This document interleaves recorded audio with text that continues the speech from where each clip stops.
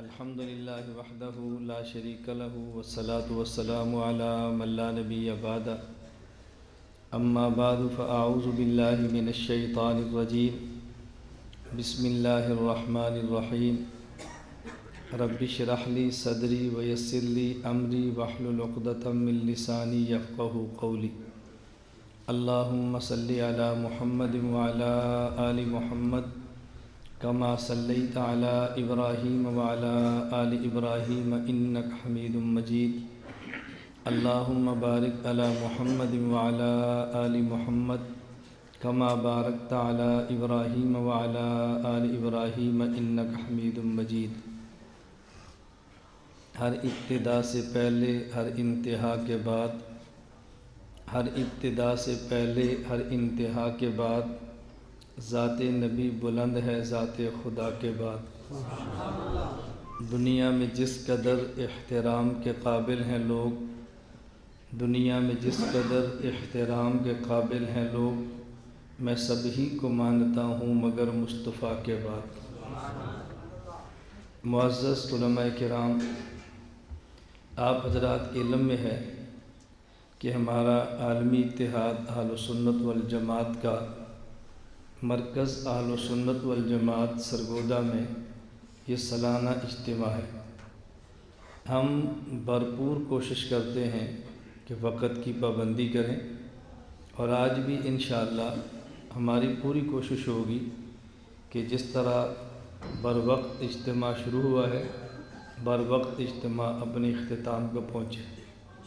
عصر کی نماز تک ہمارے اجتماع نے چلنا ہے تو ہماری پوری کوشش ہوگی کہ عصر کی اذان سے پہلے بروقت اجتماع اختتام پذیر ہو۔ ہمارے اس اجتماع کا جو مقصد ہے وہ سمجھنا بہت ضروری ہے۔ ہمارے اس اجتماع کا ایک مقصد تو یہ ہے اپنے علماء کو اپنا مسلک سمجھائیں۔ نمبر 2 اپنے علماء کے سامنے اپنی کارگزاری پیش کریں۔ نمبر 3 بین الاقوامی حالات کے پیش نظر اپنے اکابر کا اپنے علماء کے سامنے منہج پیش کریں کہ آپ نے کام کیسے کرنا ہے۔ ہمارے اکابر کا ایک مسلک اور ایک منہج، یہ دو باتیں سمجھنا بے حد ضروری ہے۔ پہلے تو ہم اپنا مسلک سمجھائیں، کارگزاری پیش کریں اور پھر اپنے اکابر کا منہج پیش کریں کہ اس کے مطابق ہم دنیا میں کام کریں۔ میں سرگودا پنجاب پاکستان کی بات نہیں کرتا، پوری دنیا کی بات کرتا ہوں۔ ہم عالمی نبی کے وارث ہیں اور پورے عالم میں ہم نے کام کرنا ہے۔ اللہ رب العزت کا کرم دیکھیں کہ اب پورے عالم میں کام کرنا جتنا آسان ہے اس سے پہلے اتنا آسان نہیں تھا۔ میڈیا نے گلوبلائزیشن کے دور میں بہت دور والے لوگوں کو قریب کر دیا ہے۔ جہاں آدمی کئی مہینے سفر کر کے جاتا تھا اب 1 سیکنڈ میں آدمی کی آواز وہاں پہنچ جاتی ہے۔ اس لیے ہم نے میڈیا کو بحمد اللہ تعالی استعمال کیا ہے اور بغیر کسی کی ملامت کے پرواہ کیے استعمال کیا ہے۔ میں نے اپنے مسلک کو پرنٹ اور الیکٹرانک میڈیا پر اس وقت لایا ہوں جب ہمارے علماء حق کا ابھی اس پر فتویٰ نہیں آ رہا تھا، اور ہم نے بحمد اللہ تعالی جس کو حق سمجھا ہے اس کو بیان کیا ہے، میڈیا کی ضرورت کا ادراک کیا ہے تو میڈیا پر کام کیا ہے۔ میں چونکہ شہر میں نہیں ایک چھوٹے سے دیہات میں رہتا ہوں، اس لیے بڑے شہر کے بعض علماء کو ہم پر خدشات تھے، یہ چھوٹے سے گاؤں میں رہنے والا اتنی بڑی بات کرتا ہے۔ میں نے کہا ہم اپنی بات نہیں کرتے، اپنے پیغمبر اسلاف اور اپنے اکابر کی بات کرتے ہیں، اور اپنے اکابر کی بات کرنے والا شہر میں بیٹھ کر بھی کر سکتا ہے، دیہات میں بیٹھ کر بھی کر سکتا ہے۔ جب ہم نے میڈیا کا استعمال کیا تو بہت سارے حضرات کو خدشات تھے، لیکن رفتہ رفتہ وہ سارے خدشات بحمد اللہ تعالی دفن ہوتے چلے گئے۔ اس پر میں زیادہ تو نہیں آپ کی خدمت میں 3 باتیں پیش کر دیتا ہوں تاکہ آپ کو بات سمجھنی بہت آسان۔ نمبر 1، ہمارا اس دفعہ عالمی اتحاد اہل سنت والجماعت کے زیر اہتمام بقرہ عید کی چھٹیوں میں عید الاضحیٰ کی تعطیلات میں 5 روزہ دورہ تحقیق المسائل تھا۔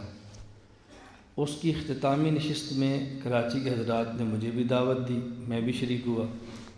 تو وہاں ایک طالب علم نے مجھے چٹھ لکھی کہ جی آپ لوگ میڈیا استعمال کرتے ہیں، ویڈیوز بناتے ہیں، تصاویر بناتے ہیں، ہمارے حضرات اس کو حرام کہتے ہیں، تو آپ ایسا کام کیوں کرتے ہیں؟ میں نے جو جواب وہاں دیا تب وہی آپ کو دیتا ہوں بڑے اختصار سے، آپ اہل علم ہیں، مزید وضاحت کی ضرورت نہیں ہے۔ میں نے کہا نمبر 1، میرے سمیت سب علماء تصویر کے حرام ہونے پر متفق ہیں۔ میں بھی تصویر کو حرام کہتا ہوں، حلال اور جائز نہیں کہتا۔ نمبر 1، مجھ سمیت تمام علماء تصاویر کے حرام ہونے پر متفق ہیں۔ نمبر 2، مجھ سمیت تمام علماء بوقت ضرورت تصویر کے کھنچوانے پر بھی متفق ہیں۔ اب تیسرا مسئلہ ضرورت کیا ہے؟ بس یہ ضرورت میں اختلاف ہے۔ جو ضرورت سمجھتا ہے وہ کھنچوا لیتا ہے، جو نہیں سمجھتا وہ نہیں کھنچواتا۔ اور یہ جو ضرورت ہے یہ اجتہادی مسئلہ ہے، اور اجتہادیات میں لڑائی منصوصات کی طرح نہیں کرتے، اہل علم کو اس کا فرق ضرور کرنا چاہیے۔ میرا خیال اتنی بات کافی ہے آپ کے لیے، میں بہت لمبی بات نہیں کر رہا، اتنی بات کافی ہے۔ دوسری بات سمجھیں، ایک اور موقع پر میں ایک بار کراچی کے ایک بہت بڑے جامعہ میں گیا جو تصویر کے قائل نہیں ہے، تخصص کے طلباء میں بیٹھا ہوا تھا، متخصصین اکٹھے ہوئے، جی ہم نے سوال کرنے ہیں۔ میں نے کہا آپ شوق سے سوال کریں، اور جس شوق سے سوال کریں اسی شوق سے میرے جواب بھی سنیں۔ جب آپ مجھ پر سوال کرتے ہیں تو میں نہیں کہتا کہ آپ نے میری بے ادبی کی ہے، اور جب میں جواب دیتا ہوں تو آپ اس کو کسی پر فٹ کر لیتے ہیں کہ یہ فلاں بزرگ کی بے ادبی ہو گئی، یہ فلاں کے خلاف بات ہو گئی۔ آپ میری بات کو میری رائے سمجھیں اور اس کو کسی کے خلاف نہ سمجھیں۔ اب ان تخصص کے طلباء نے پوچھا کہ یہ جو ویڈیو آپ بناتے ہیں، دینی خدمات کے لیے تصاویر بناتے ہیں، اس کا شرعی حکم کیا ہے؟ میں نے کہا آپ 3 باتیں سمجھیں۔ نمبر 1، تصویر کا حکم، نہ 2 باتیں، تصویر کا حکم یہ منصوص ہے۔ اشد الناس عذاب یوم القیامہ المصورون، قیامت کے دن شدید ترین عذاب ہوگا تصویر بنوانے والے کو۔ اور یہ جو وعید عذاب کی ہوتی ہے یہ مکروہ پر نہیں، حرام پر ہوتی ہے۔ اس کا معنی کہ تصویر کا حکم حرام یہ منصوص ہے۔ نمبر 2، تصویر کی تعریف کہ تصویر کسے کہتے ہیں یہ منصوص نہیں ہے، یہ اجتہادی مسئلہ ہے۔ اب بعض لوگ متحرک کو، ڈیجیٹل کو تصویر مانتے ہیں اور بعض نہیں مانتے، تو جو مانتے ہیں وہ حرام کہہ دیتے ہیں، جو نہیں مانتے وہ حرام نہیں کہتے۔ تو تصویر کا حکم یہ منصوص ہے، اور تصویر کی تعریف یہ مجتہد فی اجتہادی ہے۔ منصوص کو منصوص رکھو اور اجتہادی کو اجتہادی رکھو۔ اگر آپ تصویر کی ایک تعریف کرتے ہیں تو اس تعریف کو دوسرے پر مسلط نہ کرو۔ جب ہمارے امام کے بارے میں ہماری رائے یہ ہے مذہبنا صواب یحتمل الخطا، تو اپنے بارے میں یہ رائے کیوں ہے مذہبنا صواب لا یحتمل الخطا؟ امام کے بارے میں اب یحتمل الخطا کے قائل ہیں اور اپنے بارے میں یحتمل الخطا کے قائل نہیں۔ آپ اپنے آپ کو بہت بڑا سمجھو، لیکن کم از کم امام اعظم ابو حنیفہ سے بڑا نہ سمجھو، ان سے تھوڑا سا نیچے رہو تو انشاءاللہ پھر گنجائش نکل آئے۔ تیسری ایک اور بات سمجھیں، آزاد کشمیر ایک جگہ ہے عباس پور، وہاں میں اپنے مسلکی دورے پر تھا، تو مسجد میں بیان تھا اور میرا میڈیا کیمرہ مین میرے ساتھ تھا۔ میڈیا ٹیم کا معنی 10 بندے نہیں ہوتے، کبھی ٹیم کا ایک بندہ ہوتا ہے، پوری ٹیم ہوتی ہے۔ تو مجھے مسجد کے خطیب صاحب نے فرمایا کہ مولانا صاحب آپ آج ہماری مسجد میں بیان کریں لیکن کیمرہ نہ لگائیں۔ میں نے پوچھا وجہ؟ کہتے ہماری مسجد میں سال کی جماعت آئی ہے جماعت والے احباب اس کو مناسب نہیں سمجھتے۔ میں نے کہا اگر ان کو میں قائل کر لوں آپ کو اعتراض ہے؟ انہوں نے کہا جی مجھے تو اعتراض نہیں ہے۔ تو میں نے مسجد میں اپنے جو ساتھ لڑکا تھا میں نے کہا بھی آپ کیمرہ فٹ کرو لیکن ابھی آن نہ کرو، ابھی اس کو بند رکھو۔ مجمع تھا، آگے جماعت کے احباب بیٹھ گئے۔ تو میں نے ان سے پوچھا کہ آپ کی سال کی جماعت ہے تو آپ کی تشکیل کہاں ہے؟ انہوں نے کہا جی بیرون ملک۔ میں نے کہا اب یہاں کیا کر رہے ہیں؟ کہ ابھی تک ویزا نہیں لگا اس لیے ہمیں رخ دیا ہے کام کرنے کا، جب ویزا لگ جائے گا تو ہم باہر چلے جائیں گے۔ میں نے ان سے پوچھا ویزے کے لیے جو آپ نے پاسپورٹ امبیسی بھجوایا ہے اس کے ساتھ کچھ تصاویر بھی تھی یا بغیر تصاویر کے؟ کہا جی اضافی تصاویر بھی مانگتے ہیں۔ میں نے کہا آپ کے علم میں نہیں ہے کہ تصاویر حرام ہے؟ انہوں نے کہا جی علم میں ہے کہ حرام ہے۔ تو میں نے کہا پھر آپ نے تصویر کھنچوا کر امبیسی پاسپورٹ کے ساتھ کیوں بھجوائی ہیں؟ انہوں نے کہا اگر یہ تصاویر نہ بنوائیں تو ویزا نہیں دیتے۔ میں نے کہا نہیں ویزا دیتے تو اس سے کیا فرق پڑے گا؟ کہا جی بیرون نہیں جا سکیں گے۔ میں نے کہا بیرون نہ جاؤ، قیامت کے دن اللہ پوچھیں گے تم پاکستان میں تھے تو بیرون کیوں نہیں گئے؟ آپ جواب دینا اللہ بیرون کے لیے ویزا چاہیے تھا، ویزا بغیر تصویر کے بنتا نہیں تھا، لگتا نہیں تھا، تصاویر حرام تھی، تو ہم تیرے دین کے لیے حرام کام کیسے کرتے؟ تو آپ کو کوئی گناہ نہیں ہوگا، کیا ضرورت ہے جانے کی؟ اب اس کا ان کے پاس تو جواب نہیں تھا۔ میں نے کہا اب جو گزارش میں کرتا ہوں اس کو آپ سمجھیں۔ اس کا معنی یہ ہے کہ دین کے کام کے لیے تبلیغ والوں آپ بھی تصویر بناتے ہو اور دین کے کام کے لیے تصویر میں بھی بناتا ہوں۔ میری اور آپ کی تصویر میں کچھ فرق ہے۔ آپ پرنٹ تصویر بناتے ہو جو ایک جگہ پہ کھڑی رہتی ہے پرنٹ، اور وہ بھجواتے ہو سفارت خانہ۔ میں پرنٹ تصویر نہیں بنا رہا، میں ڈیجیٹل متحرک تصویر کیمرے کی ویڈیو میں بنا رہا ہوں۔ اور پرنٹڈ تصویر کو سب حرام کہتے ہیں، ڈیجیٹل کو کوئی حرام کہتا ہے اور کوئی نہیں کہتا۔ تو جس کی حرمت پر اتفاق ہو وہ بڑا حرام ہوتا ہے، اور جس کی حرمت میں اختلاف ہو وہ چھوٹا حرام ہوتا ہے۔ اسے کہتے ہیں احون البلیتین۔ میں بہت ساری باتوں کا ترجمہ نہیں کروں گا کہ علماء کا اجتماع ہے، اس لیے ہم نے کئی بار کہا علماء کا اجتماع ہے تو علماء ہی آیا کریں، کسی اور ساتھی کو بات سمجھ نہ آئے تو گلہ نہ کریں۔ میں نے کہا ہماری تصویر حرام، آپ کی بھی حرام، لیکن آپ والی کی حرمت پر اتفاق ہے، ہماری والی کی حرمت پر اختلاف ہے۔ جہاں حرمت میں اتفاق ہو وہ سخت حرام ہوتا ہے بڑا، اور جس پہ اختلاف ہو وہ چھوٹا حرام ہوتا ہے۔ تو حرام کام آپ بھی کرتے ہیں اور میں بھی کرتا ہوں، آپ بڑا حرام کرتے ہیں اور میں چھوٹا حرام کرتا ہوں۔ پھر آپ کی تصویر سفارت خانہ پڑی رہتی ہے اور آپ انگلینڈ، امریکہ، یورپ باہر جاتے ہیں، اور میں سرگودہ رہتا ہوں، اپنی تصویر کو امریکہ، کینیڈا، یورپ، انگلینڈ بھجوا دیتا ہوں۔ تو کام تصویر سے آپ بھی لیتے ہیں اور میں بھی لیتا ہوں۔ فرق یہ ہے کہ آپ کی تصویر آرام کرتی ہے، آپ مشقت برداشت کرتے ہیں، اور میں خود آرام کرتا ہوں، تصویر کو مشقت برداشت کرتا ہوں، اس کو دوڑاتا ہوں۔ اور پھر آپ تصویر کھنچواتے ہیں، خود جاتے ہیں، ایک بندے کو ملتے ہیں، 2 کو ملتے ہیں، 3 کو ملتے ہیں، اور میں جب کھنچواتا ہوں تو صرف میری واٹس ایپ سروس سے 80,000 بندہ لیتا ہے تصویر، 1.25 لاکھ سے زیادہ فیس بک پہ لیتے ہیں، پھر گروپ در گروپ چلتی ہے۔ تو آپ تصویر کھنچوا کر ایک بندے کو دین کی بات بتاتے ہو، اور میں تصویر کے ذریعے ایک نہیں لاکھ بندے کو بتاتا ہوں، تو آپ کا حرام بھی بڑا ہے، آپ متقی ہیں، میرا حرام بھی چھوٹا ہے، میں فاسق ہوں۔ تصویر سے آپ نے کم تھوڑا لیا ہے، آپ بہت نیک آدمی ہیں، میں نے زیادہ کام لیا ہے تو میں برا آدمی ہوں، آپ دائی ہیں اور میں شرارتی ہوں، یہ فرق مجھے آپ سمجھاؤ۔ میری عادت ہنسانے کی نہیں ہے، نہ میں آپ کو ہنسانا چاہتا ہوں، نہ میں کوئی لطیفے سنا رہا ہوں، میں صرف آپ کے سامنے اپنی گفتگو عرض کر رہا ہوں کہ آپ ہماری بات کو سمجھیں۔ یہ جو خسر ہے یہ ختم ہو، آپ اہل علم ہیں، آپ کو دیانت سے کام لینا چاہیے۔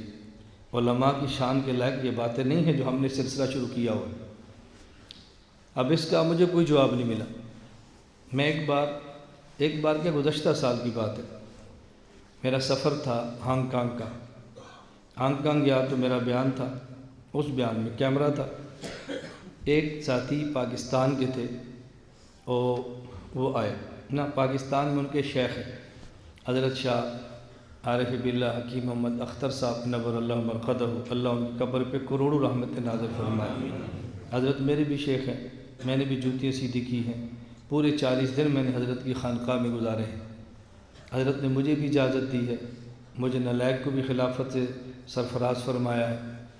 تو مجھ سے قبل ایک حضرت کے خلیفہ وہاں تشریف لے گئے، ان نے شدت کے ساتھ مخالفت کی۔ پھر ان کا ایک مرید تھا، اس نے مجھ سے بات کی، مجھے اس نے کہا جی ہمارے حضرت تشریف لائے اور وہ منع کرتے ہیں کہ ویڈیو نہ بناؤ، اور آپ بڑے اہتمام سے ویڈیو بناتے ہیں۔ میں نے کہا جن سے آپ نے بیعت کی ہے ان کی خصوصیت کیا ہے، آپ نے کیوں ان کی بیعت کی ہے؟ اس نے کہا جی وہ حضرت حکیم صاحب نے خلافت دی ہے تو اس لیے دیا نا کہ لوگوں کو بیعت کریں۔ میں نے کہا حضرت نے آپ کے علم ہے کہ مجھے بھی خلافت دی ہے؟ کہا جی ہاں۔ تو میں نے کہا خلیفہ ہونے میں تو ہم دونوں برابر ہو گئے، وہ بھی خلیفہ میں بھی خلیفہ۔ وہ عالم ہیں؟ مجھے کہتا ہے نہیں۔ میں نے کہا میں؟ کہتا جی عالم ہے۔ میں نے کہا خلیفہ دونوں ہیں، ایک عالم خلیفہ ایک غیر عالم خلیفہ، تو بجائے اس کے تو ان کی رائے مجھے بتاتا، تجھے چاہیے تھا کہ میری رائے ان کو بتاتا۔ یہ بات سمجھ آ رہی ہے آپ کو؟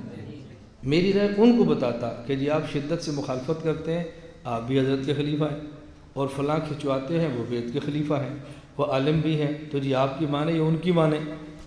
اب اس کا اس کے پاس کوئی جواب نہیں تھا۔ میں نے کہا میں آپ کو یہ نہیں کہتا میری رائے پہ چلو، میری رائے کو نقل کرو، میری رائے کو حجت سمجھو، میری بیعت کرو، میں نہیں کہتا، لیکن بات ضابطہ اور اصول کی ہونی چاہیے، اس سے نفع بہت ہوتا ہے۔ میں نے تھوڑی سی بات اس پہ کی ہے کہ ہم نے الیکٹرانک اور پرنٹ میڈیا کو اپنے مسلک کے لیے استعمال کیا ہے، اور اس کا کتنا فائدہ ہوا ہے میں بہت زیادہ اب کارگزاری سناؤں گا تو وقت بہت لگے گا، لیکن تھوڑی تھوڑی میں کارگزاری آپ کی خدمت میں پیش کرتا رہتا ہوں۔ میں اگر پاکستان سے بڑھ کر پوری دنیا کی کارگزاری پیش کروں تو آپ کو تعجب ہوگا کہ کس جی آپ کا سلام تو میں ایک یہ مدینہ منورہ کا فون ہے عصر کے بعد فوراً دوں گا انشاءاللہ، کیونکہ اس صدی آپ نے جو ہے نا وہ ایک امام اعظم ابو حنیفہ رحمہ اللہ والا جو اصل دین تھا اس صدی کو آپ نے لوگوں تک پہنچایا، اور آپ کے کرام کی جو صدی اندازہ ہوتا ہے آپ کے کرام کا وہ پاکستان میں رہ کر نہیں ہو سکتا، یہ اندازہ ہوتا ہے باہر جا کر۔ طرح طرح کے لوگ ملتے ہیں، طرح طرح کے سوالات، طرح طرح کے عقائد، طرح طرح کی چیزیں، بعد میں جا کر جب یہ ہمارے اوپر آتا ہے تو اندازہ ہوتا ہے کہ واقعی عالم اتحاد اہل سنت والجماعت جو کام کر رہا ہے وہ کوئی چھوٹا کام نہیں ہے۔ یہاں آ کر اندازہ ہوتا ہے یہ میں کہ لوگ مختصر سے میں نے یہ مدینہ منورہ کی کارگزاری ہے۔ اب آپ بتائیں دنیا میں کیسے کام ہو رہا ہے، یہ کہ میں کہا وہ کارگزاری سے نقل کرتا ہوں۔ اس وقت انہوں نے ہمیں اپنا جو خاص نمبر ہے، پتہ نہیں خاص نمبر ہے، انہوں نے بہرحال اپنے ہاتھ سے یہ جو ساتھی فون کر رہے ہیں یہ کون ہے؟ فلسطین میں رہتا ہوں، ریونڈ سے فارغ ہوں، 2005 میں میری فراغت ہوئی اللہ کے فضل سے۔ پچھلے سال ریونڈ کے اجتماع میں ہمارے بیرون کمرے غیر مقلدین کے زور کے باوجود پھر بھی معاملات میں آپ کو معلوم ہوگا بھی یہ بات، مولانا صاحب کو بھی یہ بات معلوم ہوگا کہ معاملات میں حنفی مسلک معتمد ہے، اس لیے کئی مسائل میں بہت مسائل پیش آتے ہیں اور ہمیں پوچھنا پڑتا ہے ان مسائل کے بارے میں۔ تو یہ میں نے ہلکی سی، یہ فلسطین کا فون ہے، رائیونڈ کا فاضل ہوں، فلسطین میں رہتا ہوں جہاں شافعی ہیں، معاملات میں حنفی مسلک مستدل ہے، اس لیے ہمیں آپ کی ضرورت پڑتی ہے، ہم آپ کے لیے دعا بھی کرتے ہیں۔ میں نے فوراً میسج کیا، میں نے کہا انشاءاللہ ہم دلائل کی دنیا میں آپ کے ساتھ ہیں، جب میسج کریں آپ کا جواب وصول ہوگا۔ فلسطین یہ میں وہاں کی کارگزاری، میرے پاس اتنی ریکارڈنگیں ہیں، میں آپ کو دنیا کی کارگزاری سناؤں تو پھر آپ کو تعجب ہوگا کام کتنا ہوا۔ ابھی گزشتہ ہفتے میں فلسطین میں تھا، اور عجیب اللہ کی شان ہے، میں سرگودے بیان کیا تو میں کہہ رہا تھا کہ فلسطین ترکی والوں کو سمجھ آ گئی، تمہیں سمجھ نہیں آئی۔ اس دفعہ جمعرات شب جمعہ کا بیان میرا استنبول تبلیغی مرکز مسجد سلام میں تھا، تو بعض نے کہا بھی بیان نہیں ہوگا، مولانا تبلیغ کی ترتیب میں نہیں آئے۔ علماء نے کہا ترتیب کیا ہوتی ہے، مولانا ہے اللہ کا شکر ادا کرو، بیان کراؤ، یہ کوئی ترتیب منسوس ہے جس کو توڑا نہیں جا سکتا، بیان کراؤ۔ خیر مجھے وہاں ایک عالم ملے تو ان کا نام ہے عادل قاسمی، انہوں نے کہا میں دارالعلوم دیوبند پڑھا اور مولانا القواعد فی العقائد آپ کا مقالہ مجھے نہ ملتا تو میں کب سے سلفی ہو جاتا، مجھے سلفیت سے آپ کے مقالے نے بچایا۔ پھر اس کے بعد ملاقاتوں کا جو سلسلہ شروع ہوا تو میں حیران ہو گیا کہ اس میڈیا کے ذریعے دنیا میں کس قدر لوگوں نے استفادہ کیا۔ میں خیر عرض کر رہا تھا، ہمارے اس علماء اجتماع کا ایک بنیادی مقصد یہ ہے اپنے علماء کے سامنے اپنے مسلک کو کھولیں، ہمارا نظریہ، ہمارا عقیدہ اور ہمارا مسلک کیا ہے، اور جب وہ مسلک نہیں کھلتا اس کی وجہ سے الجھنیں پیدا ہوتی ہیں، پھر سوالات آتے ہیں اور پھر جوابات دینے بہت مشکل ہو جاتے ہیں۔ ایک مسئلہ ذرا سمجھیں، ہمارا عقیدہ ہے کہ انبیاء کرام علیہم السلام اپنی قبور مبارکہ میں زندہ ہیں، یہ ہمارا نظریہ ہے۔ حضور اکرم صلی اللہ علیہ وسلم کی قبر پر درود پاک پڑھیں تو آپ سنتے ہیں، جواب دیتے ہیں، دور سے پڑھیں تو ملائکہ آپ تک درود پہنچا دیتے ہیں۔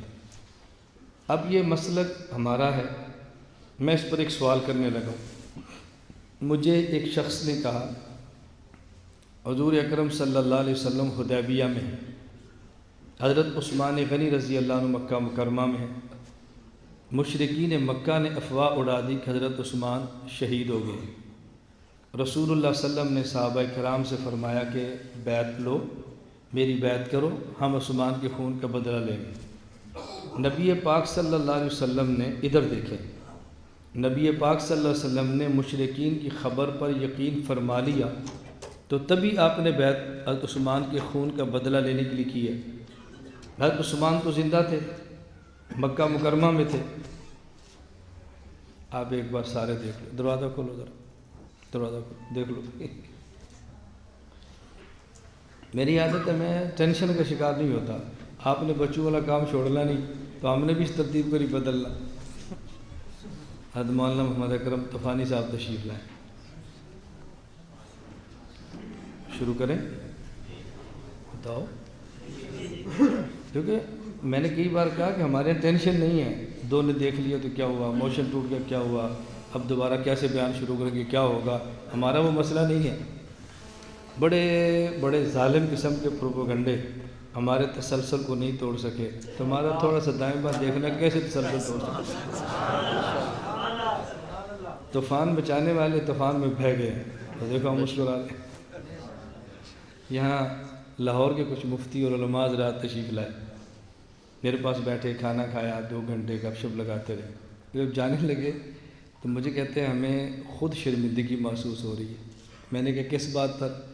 کہتے ہم آئے تھے کہ آپ غمزدہ ہوں گے، پریشان ہوں گے، کوئی آپ کو تسلی دیں گے، آپ کی مسکراہٹیں دے کر ہمیں سمجھ نہیں آتی کہ آپ کو تسلی دیں یا خود کو تسلی دیں۔ ہم حیران ہیں کہ آپ کو کچھ پرواہ نہیں۔ میں نے کہا کچھ پرواہ نہیں، الحمدللہ ہمیں ذرہ بھی ٹینشن نہیں۔ آدمی کی خلوت اور جلوت میں فرق نہ ہو اور ضمیر ملامت نہ کرے، کچھ پرواہ نہیں۔ آپ سب ساتھ دیں اور میرا ضمیر ملامت کرے تو میں نہیں چل سکتا، آپ سب مخالفت کریں اور میرا ضمیر ساتھ دیتا ہو تو پھر آدمی کی رفتار بڑھ جاتی ہے، کم نہیں ہوتی۔ مجھے ان دنوں میں کسی بھی تعلق والے ساتھی نے فون کیا، استاد جی بہت پروپیگنڈا، کیا کریں؟ میں ایک ہی جواب دیتا، کام تیز کر دو، کام تیز کرو، کام تیز کرو اور کام کرو۔ پروپیگنڈا اس کام کی رفتار میں بہہ جائے گا، اور بحمدللہ بہہ گیا کہ نظر آ رہا ہے، بہہ گیا، ختم ہو گیا۔ خیر ذرا مسئلہ سمجھیں اچھی طرح، مسئلہ سمجھ لیں۔ ہم اگر یہاں درود پڑھیں تو فرشتے ہمارے درود کو نبی پاک صلی اللہ علیہ وسلم تک پہنچا دیتے۔ اب سوال کیا ہے؟ رسول اللہ صلی اللہ علیہ وسلم حدیبیہ میں، حضرت عثمان مکہ میں، مشرکین مکہ نے خبر پھیلائی حضرت عثمان کو شہید کر دیا۔ رسول اللہ صلی اللہ علیہ وسلم نے صحابہ سے بیعت لی حضرت عثمان کے خون کا بدلہ لینے کے لیے۔ سوال یہ ہے حضرت عثمان رضی اللہ تعالی عنہ درود پاک پڑھتے ہوں گے، اور اگر یہ مان لیے جو حضور پر پیش ہوتا ہے تو حضور کو پتہ نہیں عثمان زندہ ہے، پھر بیعت کیوں لی جا رہی ہے؟ تو بیعت لینا اس بات کی دلیل ہے کہ یا تو عثمان درود پڑھتے نہیں تھے اور یہ پڑھتے تھے، پیش ہوتا نہیں تھا۔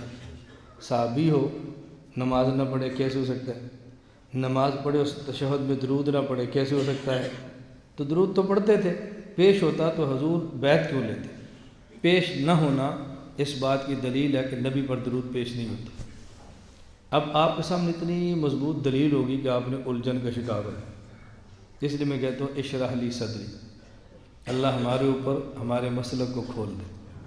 جب مسلک کھل جائے تو پھر دلائل کی آدمی کو دنیا میں عجیب سی اللہ پاک ایسی کھڑکی کھول لیتے ہیں کہ بندے کو تعجب ہوتا ہے کہ دلائل کیسے میرے اوپر کھل لیں۔ اب یہ مسلک سمجھیں، جب مجھ سے ایک آدمی نے سوال کیا، میں نے کہا آج تک کبھی آپ نے ہمارے اکابر کی کتاب میں پڑھا ہو، ہمارے اکابر سے سنا ہو کہ ہم نے یہ کہا ہو کہ حضور پاک جب اس دنیا میں زندہ تھے تو جو دور سے درود پڑھتا تھا حضور پر فرشتے پیش کرتے تھے؟ کہا جی نہیں۔ تو میں نے کہا جب یہ ہمارا عقیدہ ہی نہیں ہے تم نے اعتراض کیسے کیا؟ ہمارا عقیدہ کیا ہے؟ من صلی علی عند قبری، جب میں دنیا سے چلا جاؤں گا تو میری قبر کے پاس درود پڑھو گے تو میں سن لوں گا۔ ومن صلی علی نائیا فقد ابلغتہ، یہ اس زندگی میں وفات کے بعد دور سے پڑھیں گے تو ملائکہ پہنچا دیں گے۔ تو میں نے کہا اعتراض تب تھا جب ہم یہ کہتے اس دنیا میں جو مدینہ سے باہر رہ کے درود پڑھتا حضور پہ پیش ہوتا تھا، اب اس پر اس کو دلیل پیش کرتے عثمان کا پیش کیوں نہیں ہوا؟ تو جب یہ ہمارا عقیدہ نہیں تو ہماری اعتراض کی حیثیت کیا ہے؟ سمجھ آئے؟ اب مسئلہ کھل گیا نا، اب اعتراض نہیں ہوگا۔ میں اس لیے اپنے بیانات اور عقائد کو بیان کرتے ایک جملہ بطور محور کے رکھتا ہوں، اس کو اچھی طرح نوٹ کریں۔ میرے بیانات کا محور کیا ہوتا ہے؟ ہمارا مخالف ہمارا عقیدہ نہیں سمجھا تو ہم پہ اعتراض کیا ہے، اور ہم نے اپنا عقیدہ نہیں سمجھا تو ہم نے جواب نہیں دیا۔ ہمارا مخالف سمجھ جاتا اعتراض نہ کرتا، اور ہم سمجھ جاتے تو جواب دے لیتے۔ نہ وہ سمجھا نہ ہم سمجھے، دونوں فقیر ہیں۔ بات سمجھ آ رہی ہے؟ وہ سمجھتا تو اعتراض نہ کرتا، اور ہم سمجھ جاتے تو اس پر میں سے اگلی بات یہ تو وہ اس سے بھی دلچسپ ہے۔ سوال یہ ہے کہ رسول اللہ صلی اللہ علیہ وسلم جب اس دنیا میں تھے تو یہ مسئلہ نہیں تھا، اور جب دنیا سے چلے گئے تو پھر یہ مسئلہ ہے، ایسا کیوں ہے؟ جب اس دنیا میں تھے پھر ہمارا عقیدہ یہ نہیں ہے کہ دور سے بڑے فرشتے پہنچاتے ہیں، اور جب یہ دنیا چھوڑ کر قبر میں تشریف لے گئے اب ہمارا عقیدہ ہے کہ جب دور سے بڑے تو فرشتے پہنچاتے ہیں۔ یہ فرق کیوں ہے؟ وجہ سمجھ آ گئی؟ یہ فرق کیوں ہے؟ یہ فرق اس وجہ سے ہے کہ رسول اللہ صلی اللہ علیہ وسلم دنیا میں تشریف لائے اللہ رب العزت کے دین کو دنیا والوں تک پہنچانے کے لیے، اور جب کوئی دنیا والا حضور کا دین قبول کرے آپ کو خوشی ہوتی ہے۔ اب جو آدمی کام لے کر چلتا ہے، کاز لے کے اٹھتا ہے، کوئی دعوت لے کے چلتا ہے، اس کی دعوت کو لینے والے جتنے بڑے اس کو خوشی ہوتی ہے۔ جب اللہ کے نبی اس دنیا میں ہیں، صحابہ کرام مدینہ آ رہے ہیں، مدینہ سے جا رہے ہیں، حضور اپنی آنکھوں سے اپنے کام کی کارگزاری دیکھ رہے ہیں، اب دور سے بذریعہ ملائکہ زندگی میں پہنچانے کی ضرورت نہیں ہے۔ جب اللہ کے نبی قبر میں تشریف لے گئے، اس دنیا کو چھوڑ دیا، اب نبی کے جانے کے بعد پیغمبر کا دین کون کون قبول کرتا ہے، نیک عمل کون کون کرتا ہے، نبوت پہ درود کون کون پڑھتا ہے، اب ضرورت ہے پیغمبر تک کارگزاری پہنچے۔ جب خود قبر پہ جائیں اور درود پڑھیں، حضور خود سن لیتے ہیں، اور جب دور سے پڑھیں ملائکہ پہنچا دیتے ہیں۔ اور ساتھ دوسری حدیث ذہن میں رکھ لیں عرض اعمال کی، اللہ کے نبی نے ارشاد فرمایا تورز اعمالکم علیہ، تمہارے اعمال مجھ پر پیش ہوتے ہیں۔ جب اس دنیا میں تھے تو دور والوں کے اعمال پیش ہونے کی حاجت نہیں تھی، آنکھوں سے آپ کارگزاری دیکھ رہے تھے، لوگ آ بھی رہے تھے جا بھی رہے تھے۔ جب نبی دنیا سے چلے گئے اب امت کی کارگزاری حضور قبر میں رہ کر پوری دنیا کو دیکھیں، یہ ہمارا عقیدہ نہیں ہے۔ لہذا اللہ ملائکہ کے ذریعے امت کے اعمال قبر پہ پیش کر کے نبی کو اپنی کارگزاری سناتے رہتے ہیں۔ تو یہ ضرورت وفات کے بعد ہے یا پہلے؟ تو وفات کے بعد کا مسئلہ الگ ہے اور دنیا کا الگ ہے۔ اب کیا الجھن؟ جب قبر پہ درود پاک پڑھیں تو رسول اللہ صلی اللہ علیہ وسلم خود سنتے ہیں، اور جواب بھی، توجہ رکھنا، جواب بھی اب سوال سنیں، مدینہ منورہ میں رسول اللہ صلی اللہ علیہ وسلم ایک صحابی کے گھر تشریف لے گئے، آپ نے باہر سے السلام علیکم کہا، اندر سے جواب نہیں آیا، آپ نے پھر السلام علیکم فرمایا، پھر جواب نہیں آیا، آپ نے تیسری بار السلام علیکم فرمایا، صحابی گھر سے باہر آئے، وعلیکم السلام ورحمۃ اللہ وبرکاتہ۔ اللہ کے نبی نے پوچھا تم گھر میں تھے؟ جی گھر میں ہوں۔ میں نے سلام کیا تو سنا نہیں ہے؟ کہا جی سنا ہے۔ تو پھر جواب کیوں نہیں دیا؟ میں سمجھانے کی ترتیب پہ بتا رہا ہوں، جواب کیوں نہیں دیا؟ حضور آپ سلام فرما رہے تھے، میں سن رہا تھا، میں آپ کو جواب دے رہا تھا، لیکن میں جواب آہستہ دیتا تھا، اس لیے کہ سلام دعا ہوتی ہے، تو میں چاہتا تھا میں آہستہ سلام کا جواب دوں، حضور سمجھیں کہ سنا نہیں ہے تو پھر سلام فرمائیں۔ میں آہستہ جواب دیتا، آپ سمجھیں کہ سنا نہیں، آپ پھر سلام فرمائیں، تو میں آپ کی 3 مرتبہ دعائیں لینے کے لیے جواب آہستہ دیتا رہا، اس لیے میرا منشا یہ تھی۔ اب اس پہ سوال سمجھو، اعتراض یہ ہے جب آپ رسول اللہ صلی اللہ علیہ وسلم کی قبر پہ جا کے سلام پیش کرتے ہو تو آپ کہتے ہو نبی پاک سن لیتے ہیں، حالانکہ نمبر 1 جو باہر بڑی جالی ہے یہ پردہ موجود ہے، نمبر 2 آپ جالی میں دیکھیں اٹھی قبر نظر آئے گی، ایک اور پردہ آ گیا، پھر اس قبر کے نیچے اصل قبر ہے، ایک پردہ اور آ گیا، فَمِن وَرَائِهِمْ بَرْزَخٌ، پھر مانوی برزخ کا پردہ آ گیا، تو پردے 4 ہو گئے۔ نمبر 1 مانوی برزخن والا پردہ، نمبر 2 اوپر روزہ سبز یہ پردہ، نمبر 3 اندر قبر والا پردہ، نمبر 4 نیچے زمین میں اصل قبر والا پردہ۔ تو جب 4 پردے موجود ہوں آپ آہستہ سے کہتے ہیں الصلاۃ والسلام علیک یا رسول اللہ، آپ سن لیتے ہیں اللہ کے نبی اس دنیا میں ہیں اور صرف درمیان میں ایک دیوار ہے۔ صحابی نے کہا وعلیکم السلام، تو جب آہستہ صحابی سلام کہے اور ایک دیوار ہو درمیان میں تو نبی نہیں سنتے، تو جب قبر پہ جا کر آپ سلام آہستہ کہیں اور 4 دیواریں موجود ہوں تو پھر کیسے سن لیتے؟ سوال سمجھ آ گیا؟ اب آپ سے جواب بننا نہیں ہے، اب آپ کو مرکز کی قدر آئے گی یہاں کیا ہوتا ہے، اب آپ کو سمجھ آئے گی یہاں ہوتا کیا ہے، مرکز اہل سنت والجماعت میں کیا ہوتا ہے۔ اب 2 قسم کے ہمارے لوگ ہوں گے۔ نمبر 1 سوال بڑا مقبول ہے، علامہ صاحب ہیں، بہت بڑے عالم ہیں، لہذا ہم پھسل کے ادھر چلیں گے، ایک طبقہ۔ دوسرا پھسلے گا تو نہیں، بھائی جواب دو، مجھے نہیں آتا، عقیدہ بدلو، کیا ہمارے اکابر کے پاس دلائل نہیں تھے؟ ہمارے اکابر کا علم نہیں تھا تو ہمارے پاس زیادہ علم ہے۔ اچھا اکابر کے پاس کیا دلیل تھی؟ اب دلیل کا پتہ نہیں ہے، ہمارے اکابر کے پاس علم تھا، بھئی علم تو تھا، اس علم کو بیان کیوں نہیں کرتے؟ تو ایک پھسل جائے گا اور ایک کچا پکا ہو جائے گا، کہ اب کریں کیا؟ الجھن کا شکار اندرون خانہ ضرور ہوگا۔ کیوں؟ مسلک سمجھا نہیں، اس لیے ہم کہتے ہیں رب اشرح لی صدری، اللہ میں مسلک سمجھا دے۔ جب آپ مسلک سمجھ جائیں گے تو پھر الجھن نہیں ہوگی۔ اب ذرا اس مسئلے کو سمجھ لیں، آپ دیکھنا اس کا جواب کتنا آسان ہے۔ جواب تو لمبا نہیں ہے، جواب سے پہلے تمہید تھوڑی سی لمبی ہوتی ہے بات سمجھنے کے لیے۔ اب بات اچھی طرح سمجھیں، ایک ہے دنیا اور ایک ہے قبر، موت کے بعد کی زندگی۔ دنیا میں جسم بھی ہے اور روح بھی ہے، قبر کے بعد جسم بھی ہے اور روح بھی ہے۔ حالات جسم اور روح دونوں پر دنیا میں، حالات روح اور جسم دونوں پر قبر میں۔ فرق یہ ہے کہ دنیا میں احوال اصالتاً جسم پر آتے ہیں اور جسم کے واسطے سے روح پر جاتے ہیں، اور قبر میں احوال اصالتاً روح پر آتے ہیں اور روح کے واسطے سے جسم پر جاتے ہیں۔ تو دنیا میں جسم اصل ہوتا ہے، روح تابع ہو جاتی ہے، مرنے کے بعد روح اصل ہے اور جسم اس کے تابع ہو جاتا ہے۔ اب بات توجہ سمجھتے رہنا، مجھے بار بار نہ کہنا پڑے۔ اب احوال دونوں میں ہیں۔ دنیا میں آپ ایک شربت پیتے ہیں، نام اس کا روح افزا ہے، تو روح پیتی ہے یا جسم پیتا ہے؟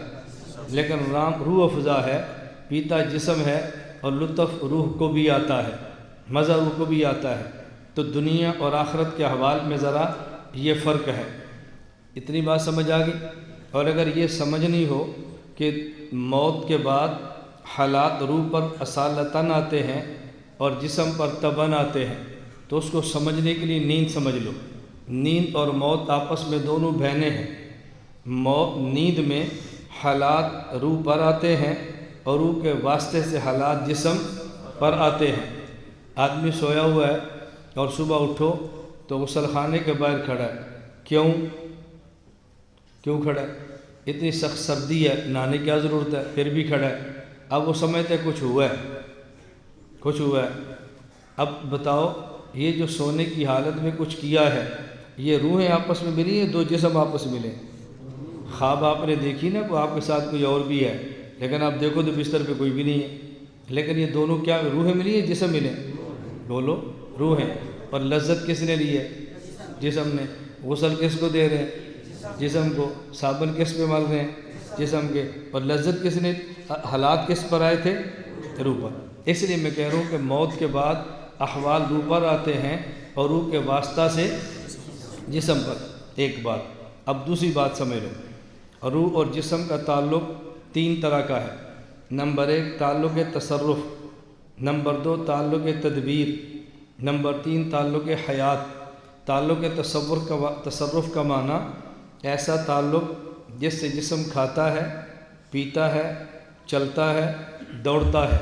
نمبر 2 تعلق تدبیر، اس تعلق جسم کھاتا، پیتا، دوڑتا، بھاگتا، کماتا نہیں ہے، لیکن خود بخود اس کا خون گردش کرتا ہے، خود بخود نظام ہضم چلتا ہے، خود بخود اس کا دل دھڑکتا ہے، خود بخود اس کی سانس چلتی ہے، یہ تعلق تدبیر ہے۔ اور ایک ہے تعلق حیات، جس تعلق سے جسم زندہ رہتا ہے۔ تو تعلق روح اور جسم کے 3 قسم کے ہیں۔ جب آدمی زندہ ہو اور جاگ رہا ہو تو تینوں تعلق تصرف بھی ہیں، تعلق تدبیر بھی ہے، تعلق حیات بھی ہے۔ اور جب آدمی سو جائے تعلق تصرف ختم ہو جاتا ہے، 2 تعلق رہ جاتے ہیں۔ نمبر 1 تعلق تدبیر، نمبر 2 تعلق حیات۔ جب آدمی فوت ہو جاتا ہے اور پھر روح کا اعادے سے حیات ملتی ہے تو ایک تعلق رہ جاتا ہے، تعلق حیات۔ جب آدمی جاگتا ہو، زندہ ہو، تعلق حیات، تدبیر اور تصرف۔ جب سو جائے تعلق حیات، تعلق تدبیر، اور جب فوت ہو جائے تو پھر صرف ایک تعلق حیات۔ یہ بات سمجھ آ گئی؟ اب تیسری بات سمجھو، جب روح اور جسم کے تعلق 3 قسم کے ہوں گے تو روح کی پرواز کم ہوگی، اور جب تعلق کم ہوتے جائیں گے تو روح کی پرواز بھی بڑھتی جائے گی۔ ابھی آپ جاگ رہے ہیں تو آپ کے جسم سے روح کے تعلق 3 قسم کے ہیں۔ نمبر 1 تعلق حیات، نمبر 2 تعلق تدبیر، نمبر 3 تعلق تصرف۔ تو جب روح پر وزن زیادہ ہوگا تو روح کی پرواز کم ہو جائے گی۔ ابھی بیان کے دوران کوئی آدمی رات کو لیٹ آیا، فجر کے بعد سویا نہیں، نیند آ رہی ہے، تو بیان کے دوران تھوڑی سی آنکھ لگی تو ساتھ والا اٹھاتا ہے، یہ بعد میں کہتا ہے یار تو کبھی 2 منٹ مجھے نہ اٹھاتا، کیوں؟ یہ کہ گیا تھا، یہ چلا گیا تھا نا۔ اب بتاؤ یہ گیا، یہ روح گئی ہے؟ ادھر سویا اور روح کہاں پہنچ گئی؟ مدینہ۔ روح کہاں پہنچ گئی؟ مکہ۔ روح کہاں پہنچ گئی؟ نئی شادی ہے، گھر۔ وہ جیسے حالات ہے روح نے وہیں جانا ہوتا ہے نا، وہ تو اپنے اپنے حالات پر ہوتا ہے کہ روح نے کہاں جانا ہے۔ کسی کی روح مسجد جاتی ہے، کسی کی نارکلی جاتی ہے، وہ جیسا بندہ روح ویسی ہی ہوتی ہے اس کی نا۔ اب بات سمجھیں، جو ہی سویا تعلق تصرف کم ہوا تو روح کی پرواز بڑھ گئی نا، اور جب یہ فوت ہوا تو پھر روح کی پرواز اتنی بڑی، بندہ یہاں پہ روح علیین میں تعلق پھر بھی ہے، بندہ یہاں پہ روح سجین میں تعلق پھر بھی ہے، اتنی دور سے روح بات کو کیچ کر، اتنی دور سے۔ کیوں؟ اس لیے کہ اب تعلق 2 کم ہو گئے تو روح کی پرواز بڑھ گئی ہے۔ 3 باتیں سمجھ گئے؟ اب بات اچھی طرح سمجھو۔ رسول اکرم صلی اللہ علیہ وسلم صحابی کے گھر گئے، آپ نے فرمایا السلام علیکم، صحابی نے کہا وعلیکم السلام، آہستہ کا یا اونچی آواز سے؟ تو اس دنیا میں کس نے سننا ہے، کان نے یا روح نے؟ تو کان کی پرواز کم ہے یا زیادہ؟ اور روح کی؟ اچھا، اور موت کے بعد کس نے سننا ہے؟ روح نے۔ اور روح کے بعد جسم نے۔ اب اللہ کے نبی دنیا سے قبر میں تشریف لے گئے، اب وہاں تعلق تصرف نہیں ہے، تعلق تدبیر نہیں ہے، بلکہ تعلق کون سا ہے؟ اور دنیا میں تعلق بھی تینوں ہے، سننا بھی جسم نے ہے۔ چونکہ جسم نے سننا تھا تو جسم کی جسے کہتے ہیں پرواز لمیٹڈ، بڑی محدود ہوتی ہے، آہستہ وعلیکم السلام کہا تو جسم نہیں سن سکا، اور جب قبر میں چلے گئے اب آپ کی روح نے سننا ہے، اور روح بھی وہ جس میں ایک بوجھ ہے دو نہیں ہے۔ اب روح کی پرواز اتنی بڑھ جاتی ہے کہ آہستہ سا بھی السلام کہے وہ تب بھی سن لیتی ہے، وہ روح تب بھی سن لیتی ہے۔ اب دیکھو الجھن نہیں ہے، اشرح لی صدری، یہ مسلک آپ کو سمجھ آ جائے تو سوال رہتے ہی نہیں ہیں۔ میں اس لیے کہہ رہا ہوں کہ ہماری خواہش ہوتی ہے کہ پہلے اپنے علماء کو ہم مسلک سمجھائیں، جب مسلک سمجھ آئے تو پھر آگے منہج دوسرا مسئلہ ہے۔ ہمارے المیہ یہ ہے، ایک بہت بڑی تعداد ایسی ہے جو ہمارے اکابر کے مسلک کو نہیں سمجھی، وہ ہم پہ اعتراض کرتے ہیں، اور بہت بڑی تعداد ایسی ہے جو مسلک تو سمجھی ہے منہج نہیں سمجھی، تو ان کا کام کا طریقہ کار غلط ہے۔ ہم بحمد اللہ تعالی مسلک بھی سمجھتے ہیں، منہج بھی سمجھتے ہیں، اس لیے نہ ہمیں کوئی عقیدے میں الجھن ڈال سکتا ہے، نہ ہمیں کوئی کام کے طریقہ کار میں الجھن ڈال سکتا ہے کہ آپ کو کام کرنا نہیں آتا۔ تو پہلے مسلک سمجھیں اور پھر کیا سمجھیں؟ منہج۔ اب اس میں باتیں تو بہت ساری ہیں، دو تین عرض کرتا ہوں۔ آپ کو دو باتیں تقریباً ہر دوسرا عالم فرمائے گا، تقریباً۔ نمبر ایک، حضرت شیخ الہند مولانا محمود حسن دیوبندی نور اللہ مرقدہ، جو دیوبندیت میں معیار کا درجہ رکھتے ہیں، دیوبندیت میں حجت کا درجہ ہے۔ حضرت شیخ الہند 3 سال جیل کاٹ کے باہر تشریف لائے، تو آج ہر دوسرا بندہ آپ سے کہے گا، حضرت شیخ الہند فرماتے کہ جیل سے میں 2 باتیں سیکھ کر آیا ہوں۔ نمبر 1، قرآن کی تعلیم عام کرو، درس قرآن عام کرو، امت کو قرآن سمجھاؤ۔ نمبر 2، امت سے اختلاف ختم کرو، امت میں اتحاد پیدا کرو، امت کو اکٹھا کرو۔ حضرت شیخ الہند یہ بات فرماتے تھے، تم درس قرآن بھی نہیں دیتے اور تم فری اختلاف چھیڑ کے امت کو توڑتے ہو، یہ شیخ الہند کی پالیسی نہیں ہے۔ یہ بات کی جا رہی کہ نہیں کی جا رہی؟ ہر دوسرا بندہ یہ بات کہہ رہا ہے۔ اب اس کو اچھی طرح سمجھو۔ پہلی بات یہ ہے، حضرت شیخ الہند رحمۃ اللہ علیہ جیل گئے اور جیل سے باہر آئے۔ ان سمجھانے والوں سے پوچھو تم نے کتنے دن جیل کاٹی ہے، پوچھو نا، اور ہم سے پوچھو تم نے کتنے سال کاٹی ہے۔ تو جو ایک دن بھی جیل نہ گیا ہو وہ جیل والے کی بات کو کیا سمجھے، اور جس نے 7 سال کاٹی ہو وہ جیل والے کی بات کو نہیں سمجھا، اور ہمیں پٹیاں پڑھاتے ہو۔ میں کئی بار ساتھی کہتا ہوں کہ میرے بیان سے نا ایک عنوان ہے تعجب، اس کو اکٹھا کرو، پوری کتاب بنے۔ مجھے تعجب کیا ہے، ہمارے حضرات جلسوں پر کہتے ہیں، امیر شریعت عطا اللہ شاہ بخاری سے اس نے پوچھا شاہ جی کیسی گزری؟ فرمایا آدھی جیل میں گزری، آدھی ریل میں گزری۔ یہ ہمارے اکابر تھے، کہتے ہیں نا ہمارے اکابر کی زندگی کہاں گزری؟ امام ابو حنیفہ جیل، ایسے ہی کہتے ہیں۔ حضرت شیخ الہند جیل، حضرت مدنی جیل، ہمارے اکابر۔ اچھا، جب بتائیں گے تو وہ اکابر جو جیل والے ہیں، اور جب چلیں گے تو ان پر جو صرف ریل والے ہیں۔ نہیں سمجھے؟ میں غلط کہہ رہا ہوں؟ میں کوئی دعویٰ نہیں کرتا، بڑا دعویٰ نہیں کرتا، لیکن حقیقت ضرور کہتا ہوں۔ آپ کسی کو کہہ سکتے ہو ہماری جماعت عالمی اتحاد اہل سنت والجماعت کا جو امیر ہے وہ جیل والا بھی ہے، ریل والا بھی ہے۔ میں کوئی غلط کہہ رہا ہوں؟ کو بھی لاؤ جو جیل والا بھی ہو، ریل والا بھی ہو۔ ہم جیل والے بھی ہیں اور ریل والے نہیں، جہاز والے۔ میں بڑائی بیان نہیں کر رہا۔ امیر شریعت عطا اللہ شاہ بخاری 10 گھنٹے مشقت کی ریل کاٹتے، اور ہمارا جہاز 10 گھنٹے اڑتا ہے تو ایک ملک سے دوسرے ملک میں جاتا ہے۔ تو ہم جیل والے بھی ہیں، ریل والے بھی ہیں۔ اگر اکابر ایسے ہی ہیں جو جیل ریل دونوں والے ہیں تو پھر آپ کو ہمارے ساتھ چلو۔ ہم جیل والے بھی ہیں، ریل والے بھی ہیں۔ تو میں کہہ رہا تھا بات سمجھو۔ حضرت شیخ الہند 3 سال جیل کاٹ کے تشریف لائے۔ حضرت شیخ الہند رحمۃ اللہ علیہ نے جو کارنامے سر انجام دیے وہ بندے کے علم میں ہونے چاہیے۔ بہت سارے کارنامے تھوڑے وقت پر میں بیان نہیں کرتا، میں صرف اتنی بات کہتا ہوں۔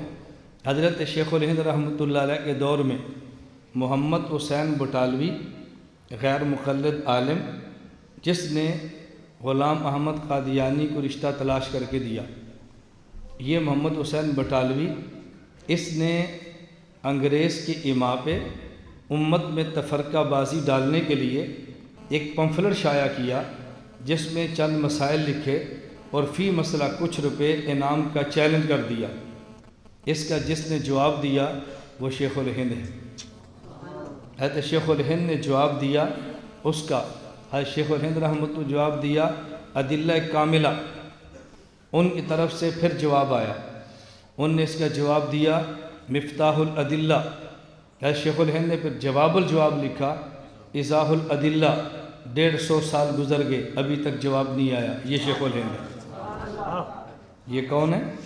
یہ ہے شیخ الہند۔ تو شیخ الہند کی طبیعت اور عادت مبارک کیا ہے؟ امت میں اختلافات مت ڈالو، لیکن جب امت متحد ہو اور کوئی اختلاف ڈالنے کی کوشش کرے اس کا جواب دو تاکہ امت متحد رہے۔ میں امت میں اختلافات نہیں ڈال رہا، ہم کہتا ہوں بھئی یہ ہمارے ساتھ 10 گاؤں ہیں جن میں سارے حنفی ہیں، سب ایک امام کے مقلد ہیں، سارے نماز پڑھ رہے ہیں، ایک باہر سے آفت آتی ہے، وہ نئی مسجد بناتے ہیں، نئی مسجد بنا کے 2 نمازی اکٹھے کرتے ہیں اور فروعی مسائل کی بنیاد پہ فرقہ واریت پیدا کرتے ہیں۔ ہم ان مسائل کا جواب دے کے اپنی قوم کو اکٹھا کرتے ہیں، تو آپ کہتے ہیں شیخ الہند فرماتے تھے امت کو مت توڑو۔ میں توڑ نہیں رہا، جو توڑنے کے لیے آیا تھا اس کو باہر بھگا کے پھر امت کو جوڑ رہا ہوں۔ تو تمہیں کس نے کہا؟ اب ہماری پوری بات ہم سے سمجھو، ہماری کارگزاری ہم سے سنو، ہمارے اوپر اشکال ہے تو ہم سے پوچھو۔ شیخ الہند کا قول لیا، سمجھے خود نہیں اور استعمال ہمارے خلاف کیا جا رہا ہے۔ اب آپ شیخ الہند کی پالیسی سمجھ گئے۔ حضرت شیخ الہند کی پالیسی کیا ہے؟ خارجی فتنے کے لیے امت کو اکٹھا رکھو، لیکن اس امت کے اتحاد کو توڑنے کے لیے اگر کوئی داخلی فتنے پیدا ہو تو اس کی سرکوبی کرنا یہ حضرت شیخ الہند رحمہ اللہ کا مزاج ہے۔ اس کو میں سمجھانے کے لیے ایک اور واقعہ پیش کرتا ہوں جو آپ کو بہت جلدی سمجھ آئے۔ نقیب ختم نبوت مجلس حرار کا رسالہ ہے، اس میں حضرت شیخ الحدیث مولانا صدیق رحمۃ اللہ علیہ جامع خیل المدارس کے شیخ، وہ اس کے راوی ہیں۔ ایک جگہ پہ جلسہ ہوا، امیر شریعت عطا اللہ شاہ بخاری مہمان خصوصی ہیں، آخری خطیب مولانا خیر محمد جلندری رحمۃ اللہ علیہ اس جلسے کے صدر جلسہ ہیں۔ امیر شریعت کا بیان ختم ہوا، ایک شخص نے کھڑے ہو کے کہا شاہ جی ایک سوال ہے۔ شاہ جی نے پوچھا کیا سوال ہے؟ اس نے کہا جی کیا غیر مقلدین کے پیچھے نماز ہو جاتی ہے؟ شاہ جی نے فرمایا ہو جاتی ہے۔ وہ بندہ بیٹھ گیا۔ حضرت مولانا خیر جلندری کھڑے ہوئے، فرمانے لگے میں صدر جلسہ ہوں، حق کے صدارت میں ایک بات کہنا چاہتا ہوں، میزبان مجھے اجازت دیں۔ میزبانوں نے اجازت دی۔ مولانا خیر جلندری فرمانے لگے ختم نبوت کے مسئلے پر ہم نے اپنے ساتھ کس کو رکھنا ہے؟ یہ امیر شریعت کا فن ہے، اور کس کے پیچھے نماز ہوتی ہے؟ یہ خیر محمد جلندری کا فن ہے۔ اس لیے اتنے وجوہ کی بنیاد پہ غیر مقلد امام کے پیچھے نماز نہیں ہوتی۔ ادھر بھی امیر شریعت ہے۔ امیر شریعت اٹھے اور پھر سٹیج پر آئے۔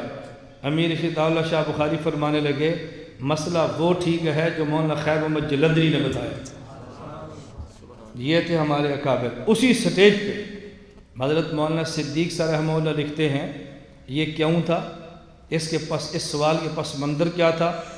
غیر مقلدین نے گاؤں میں کام کیا، لوگوں غیر مقلد بنانا شروع کیا، تو غیر مقلدین نے کہا کہ دیکھو آج فلاں تاریخ کو جلسہ ہے، مولانا تعالی شاہ بخاری سے مسئلہ پوچھ لیں گے، اگر وہ کہہ دے ہمارے پیچھے نماز ہو جاتی ہے پھر تو ہم اہل حق ہیں نا، اگر وہ کہہ دے نہیں ہوتی تو ہم اہل باطل۔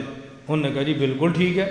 اس پس منظر میں شاہ جی سے سوال ہوا اگر مولانا خیر محمد جلندری نہ بولتے وہ گاؤں اہل حدیث ہوتا، کیوں؟ آپ کا مخالف سمجھتا ہے ہمارا مسئلہ کون سمجھتا ہے، ہمارے مسئلے کا ماہر کون ہے، ہمارے فن کے اونچ نیچ کون جانتا ہے، اس لیے وہ آپ کو اس کے پاس لے کر نہیں آئے گا، وہ آپ کو ایسی جگہ پہ لے کر جائے گا کہ جہاں اس ہیچ پیچ کو نہیں سمجھتے، اس لیے وہ وہاں پر آئے تھے۔ تو مولانا جلندری جو کہ اس فن کو سمجھتے تھے حد بولے اور فتنہ دفن ہو گیا۔ کسی نے بھی نہیں کہا یہ حضرت شیخ الہند کو نہیں سمجھے، یہ اکابر کے خلاف تھے، تو یہ ہمارے اسلاف تھے۔ جب داخلی فتنہ پیدا ہو اس کو کچلنا، یہی شیخ الہند ہے اور یہی مولانا خیر محمد جلندری۔ اب ایک طرف مولانا خیر محمد جلندری ہے، وہ بڑے تھے یا چھوٹے تھے؟ ایک طرف کوئی چھوٹے کھڑے ہو جائیں تو پھر اب میری مجبوری اکابر ہیں یا میری مجبوری اصاغر ہیں؟ ہم اکابر کی بات کرتے ہیں، اسلاف کی بات کرتے ہیں، بڑوں کی بات کرتے ہیں۔ اب حضرت شیخ الہند والی بات سمجھ آ گئی۔ دوسرا ایک واقعہ بیان کیا جاتا ہے کہ حضرت علامہ کشمیری رحمۃ اللہ علیہ ایک مرتبہ دوران سبق فرمایا طلباء سے کہ میں نے پوری زندگی میں حنفیت کو شافیت پہ ترجیح دیتے ہوئے زندگی گزار کر دی اور تباہ کر دی ہے۔ مجھے اب احساس ہوا اصل کام ختم نبوت کا ہے۔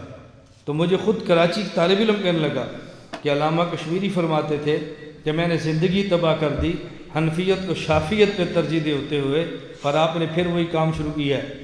میں نے کہا مجھے لگتا ہے نہ تم نے کبھی میرا بیان سنا ہے، نہ کبھی کتاب پڑھی ہے، نہ کبھی مرکز آئے ہو، نہ تمہیں ہمارے کام کا پتہ ہے۔ مجھے کہتے ہیں کیا مطلب؟ میں نے کہا اچھی طرح بات سمجھو، میں آپ سے پوچھتا ہوں، میرا پہلا سوال یہ ہے کہ جس دن حضرت شاہ جی نے یہ بات فرمائی کہ میں نے زندگی تباہ کر دی حنفیت کو شافیت پر ترجیح دیتے ہوئے، اس دن کتاب بند کر کے ان نے شاہ جی نے تدریس کو چھوڑ دیا؟ نہیں۔ تو پھر دوبارہ وہی کتابیں پڑھا رہے ہیں۔ اگر ان کا مطلب وہی ہے جو آپ سمجھے ہیں تو پھر تو تدریس چھوڑ دینی چاہیے تھی نا، تاکہ جو زندگی برباد ہوگی اگلی زندگی تو بن جائے نا۔ وہ پھر بھی تدریس فرما رہے ہیں۔ اس کا مطلب یہ ہے حضرت کا جملہ آپ سمجھے نہیں ہیں۔ حضرت فرمانا چاہتے ہیں جہاں پر حنفی ہو اور مقابلے میں شافی کوئی نہ ہو اور اسی جگہ پہ مرزائیت کا فتنہ ہو، وہاں پہ حنفیت کو شافیت پہ ترجیح دیتے رہنا یہ کوئی دین نہیں ہے، بلکہ وہاں مرزائیت کی تردید، حضور کی ذات کا دفاع کرنا دین ہے۔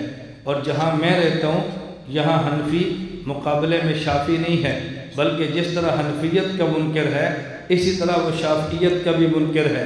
فرق صرف اتنا ہے جب اس کی بات نہ مانو تو وہ کہتا ہے تم نبی کی بات نہیں مانتے، تم حضور کی بات نہیں مانتے، میں یہ بات کہ تو اس کو قبول نہیں کرتے۔ اور جب آپ کے پاس آئیں تو لوگ کہتے ہیں کہ اگر رفع الیدین یہ کرتا ہے تو امام شافعی بھی تو کرتے ہیں۔ وہ خود کو نبی کے مقام پہ کھڑا کیا ہوا ہے کہ تم میری حدیث نہیں مانتے، تم نبی کی نہیں مانتے، اور تم نے اس کو امام شافعی کے مقام پہ کھڑا کیا ہوا ہے کہ دیکھو امام شافعی کا مسلک یہ تھا، اگر اس کا ہوگا تو یہ کیا ہے؟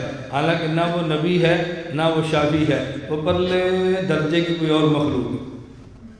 وہ کیا ہے میں اس کا فتویٰ تو نہیں لگاتا، پرلے درجے کی مخلوق ہے۔ تو علامہ کشمیری رحمہ اللہ کے کہنے کا مقصد یہ نہیں تھا جو آپ سمجھے ہیں۔ اگر یہ مقصد ہوتا تو سب سے پہلے امیر شریعت حضرت علامہ کشمیری رحمۃ اللہ علیہ چھوڑ دیتے، فرماتے اب میں تدریس نہیں کروں گا، اب حنفیت کے دلائل نہیں دوں گا، اور اس کے بعد جو ان کے بعد والے تھے وہ یہ کام نہ کرتے۔ علامہ کشمیری پہلے، علامہ ظفر احمد عثمانی بعد میں۔ علامہ ظفر احمد عثمانی نے 21 جلدوں میں اعلاء السنن لکھی ہے حنفیت کے دلائل پہ، تو زندگی تباہ کی ہے۔ حضرت تھانوی احکام القرآن لکھوائی ہے حنفیت کے دلائل پہ، تو کیا زندگی تباہ کی ہے؟ اس لیے میں عرض کرتا ہوں علامہ کشمیری کے جملے کو سمجھو۔ تو کوئی اپنے اکابر کا مسلک نہیں سمجھتا، کوئی اکابر کا منہج نہیں سمجھتا۔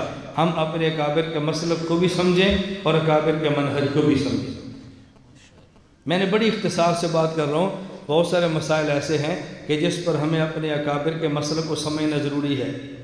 آپ گھر جائیں گے، جو میں نے ایک مسئلہ شروع کیا ہے نا، جس پر میں ایک بات اور آپ کو سمجھا دوں تاکہ تھوڑا سا مکمل ہو۔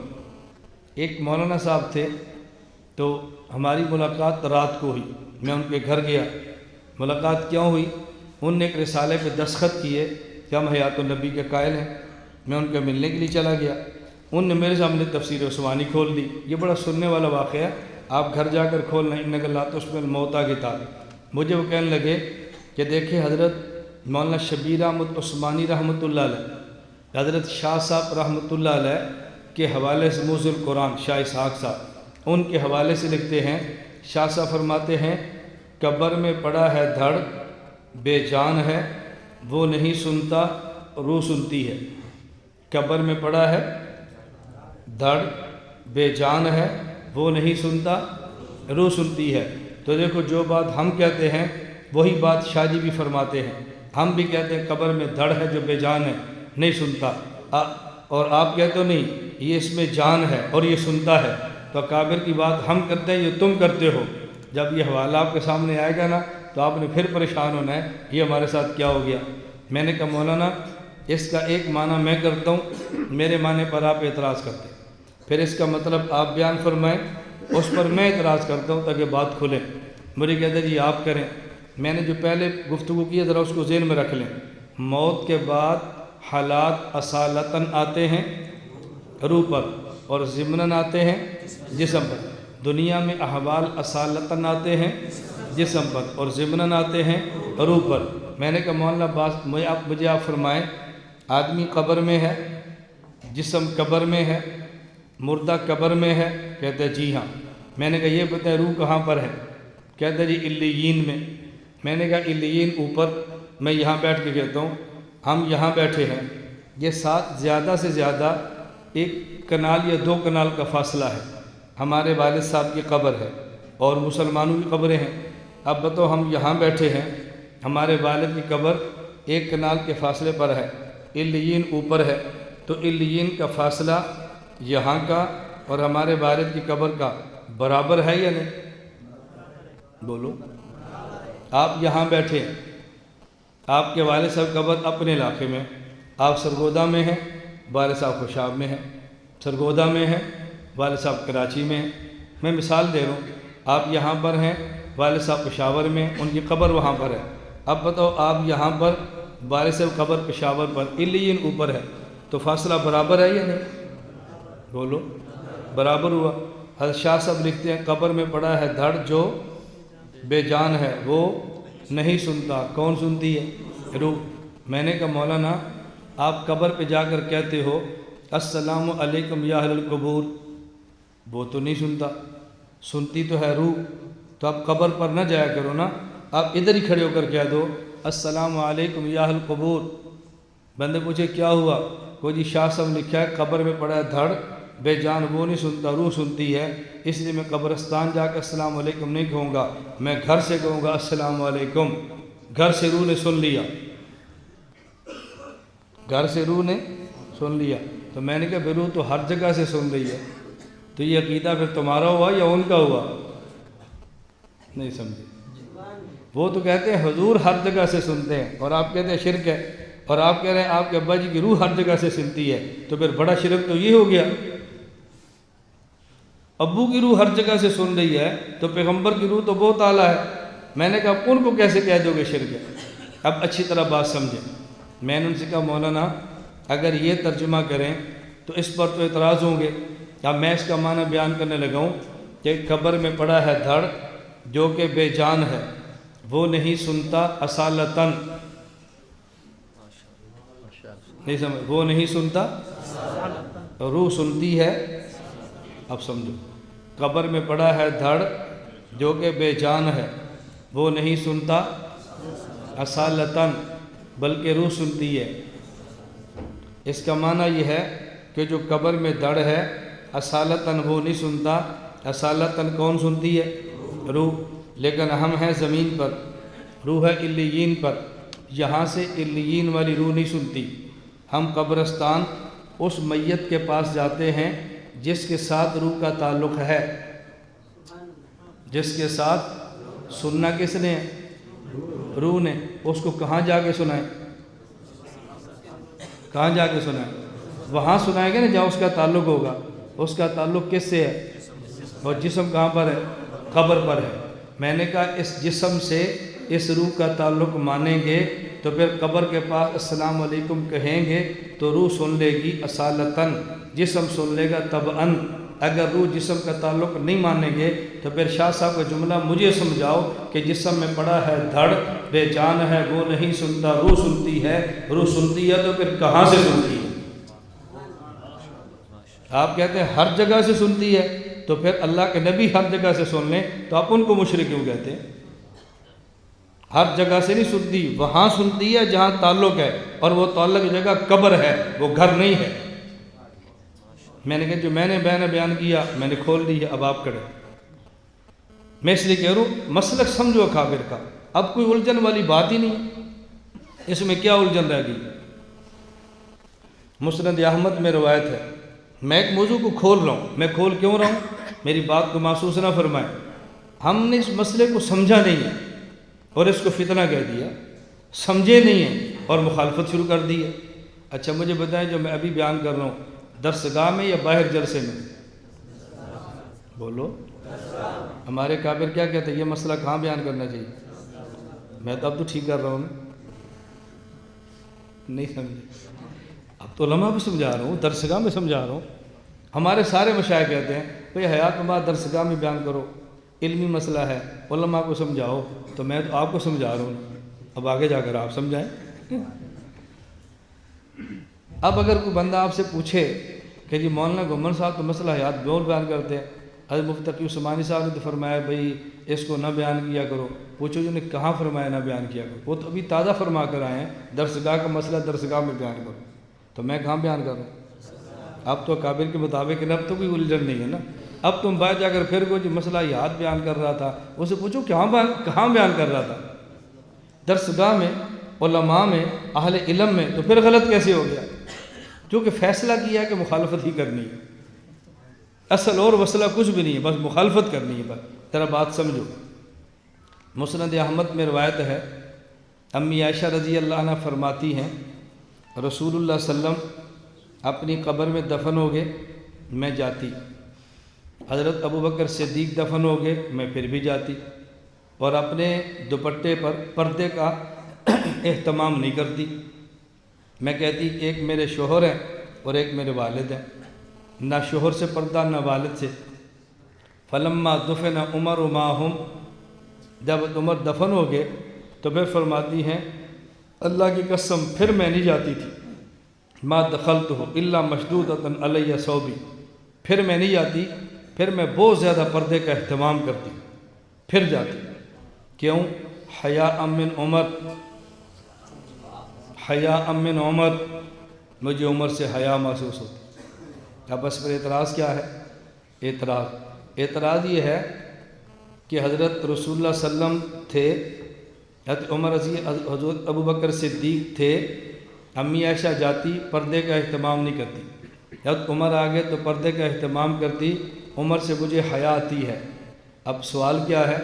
وہ کہتے ہیں حضرت عمر رضی اللہ تعالی عنہ اگر منو مٹی کے نیچے سے دیکھ سکتے ہیں تو باریک سے دوپٹے سے عمر نہیں دیکھ سکتے ہوں گے، اس لیے روایت ٹھیک نہیں۔